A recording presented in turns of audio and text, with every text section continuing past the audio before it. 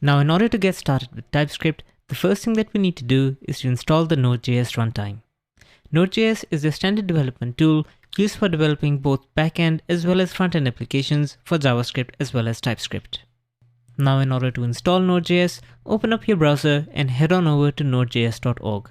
Now, the homepage will try to give you a version of Node.js that you should download and install for your operating system, but in case you want to look at all the available options, you can head on over to the download page and then select the installer specific to your requirements.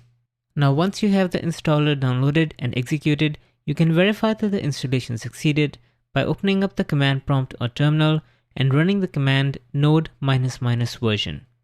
Now, the specific version of Node.js that I have displayed over here is actually not that important, as the features that we will be using throughout this course are not actually version specific.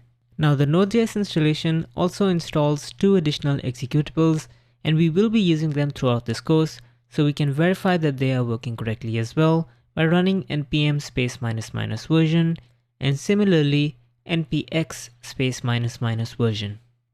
And that's it for Node.js installation.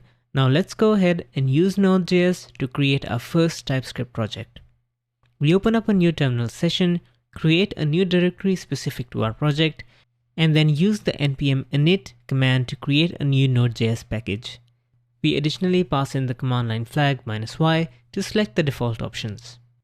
Node.js packages are the standard way to do front-end as well as back-end software development with JavaScript. Now, because we are using TypeScript, we will additionally install TypeScript by running the command npm i TypeScript. This will install the TypeScript compiler TSC into this particular package. We can run the version of TSC that comes bundled with TypeScript within this package by using npx tsc.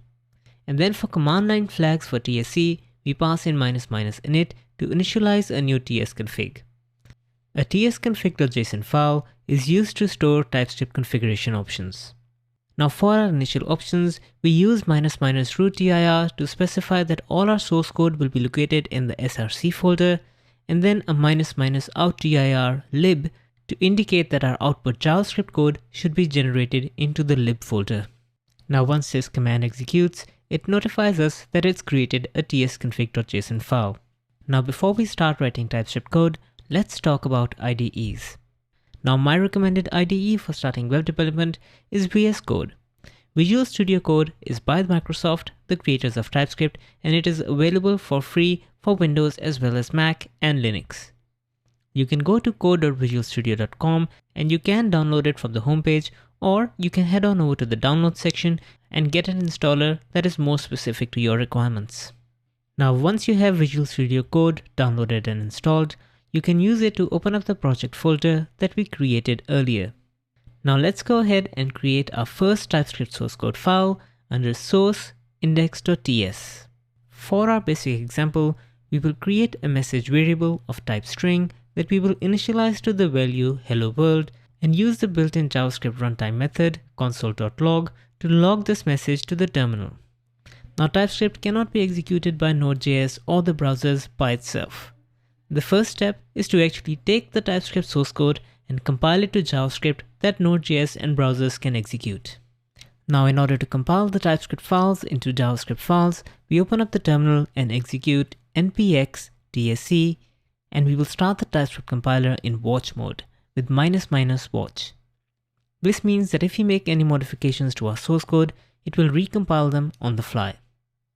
Now, on its initial compile, it's already generated the output JavaScript into the lib folder.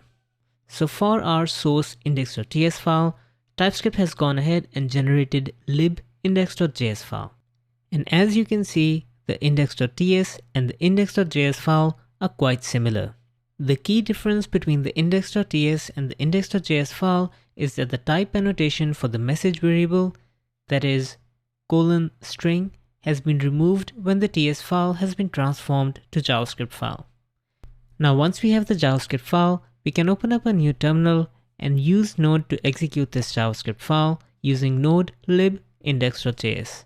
And you can see that it simply logs out the message.